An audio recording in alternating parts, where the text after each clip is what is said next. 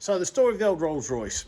I went through a massive phase for about 20 years of coming back from the pub and then buying stuff drunk, either at the pub before the internet or when eBay was fast and flowing. I'd come back and go, oh look, Gran Torino, I'll buy that.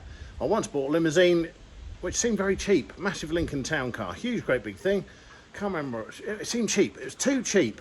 So I just clicked on the button. I'll have that, definitely. Press the button, next morning, it's on the Isle of Wight. It cost me the same as an HGV to get it back on the ferry. So these sort of misinformed choices have filled, well, not just this barn, but many other barns. And the Rolls Royce was no different. Came back from the pub, thought, Christ, that's cheap. I paid about 200 quid for it. And it was literally the next village along. So I pressed the button, nobody else bidding it. I thought, Christ, went and got it. What do I do with that? It's just wood. I didn't really have a plan for it. And then I bought an Iveco van that was a bit rusty on the body, and so the plan was made that we'd take that off and put that on. That was 2018. We are now in 2024, near the end of it. We're actually going to make a start on it. So that's the story. But I've got countless stories of buying ridiculous cars, as you can see. It never ends. I've been doing it since I was 8, and I don't need another car. I definitely don't need another project. I'm full of projects, stuff that I'm going to do.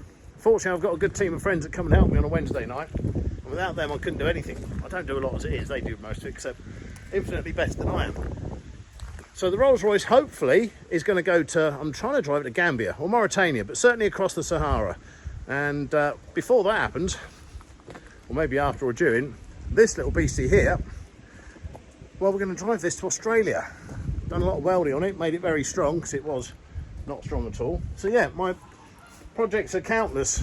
I mean, look at that. That's huge. What do you do with it? And it never ends. These are actually cars off Call the Midwife. Have you ever seen Call the Midwife? You'd have seen this one every time, the A40.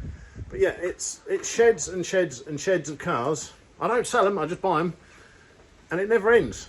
So the Rolls Royce is just one of many. That's why I haven't got round to it. Or any of those. Some of those have been done and put back in, and some are waiting to be done. So we'll start the Rolls Royce. I think we need to follow the rules on this one because it's a separate chassis thing. There's certain points involved. There's an 8-point system. Keep the original chassis, that's 5 points. You've got to have 8. So 5 points will keep the original chassis, but you can't cut it and you can't modify it. You can't weld to it, you've got to bolt to it. 2 points for the original engine and box. 2 points for the steering and suspension. 2 points for steering, suspension. Or might be 2 points each for steering and suspensions, I remember. I've not looked very detailed into it, I don't quite remember. But either way, it's going to be on a point system. We've got to follow the rules, which we are going to do. But it makes it more difficult because we can't weld straight to the chassis. We can't cut the chassis about. So because of that, it's going to take a while. But we've got a welder, and I've got at least 20 years before I'm 72. So, you know, I think that's my cut-off point to driving to Africa. But I'm hoping to do it the next couple of years. I don't know. We'll see how it goes. It's in the dry. We've got all winter to do it. I'm buggering off to New Zealand for a bit, which will take up a month or so. But yeah, then the milk float came out. The milk float was another one. That was going to be in there. We started doing that, bought all the bits to make that good. That was another film set thing. And then I bought that. I've had that for years. That's perfect. Doesn't need anything. That one, well, that was our band car. This one I'm going to sell. I'm actually going to sell a car. I'm selling that one. 3-litre 24 valve thing. But it's a never-ending story of things I'm going to do and projects I'm going to actually get round to. Morning, Jake. Morning. How are we doing? Not bad, you? How's our project in there? Oh man, it's going along quite good. Good, let's have a look. Turn the radio off, we'll have a look. I used to do banger racing, so I couldn't do anything else. But now, banger racing is finished. I'm having one last go, so we bought this whopping great big limousine. Jake is stripping out and going to build it for us. What have we got to then? Just cleaning it all out. All the glass, that. And onto the wiring. Okay, well, get it all cleaned out.